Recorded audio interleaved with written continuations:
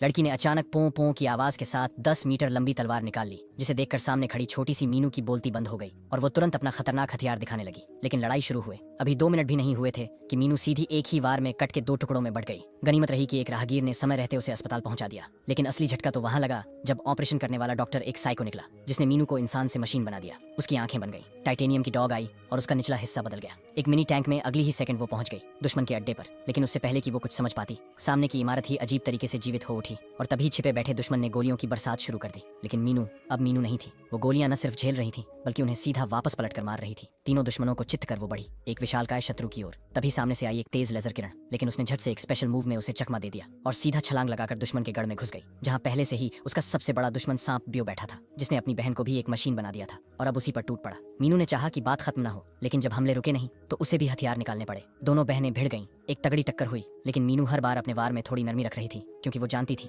सामने उसकी बहन है। तभी उसे याद आया बचपन का वो खेल, वो मुस्कान, और उसी पल उसने वो यादें बहन को याद दिलाई और बहन का दिल पिघल गया। लेकिन इससे पहले कि दोनों बहनें गले लग पाती, सांप बेओ आग बबूला होकर जापान को तबाह करने की धमकी देने लगा। और फिर क्या था, दोनों बहनों ने मिलकर उसे एक जोरदार पंच मारा और उसे सीधा वायुमंडल के बाहर उड़ा दिया, जहां वो एक रंगीन आतिशबाजी की तरह फट गया।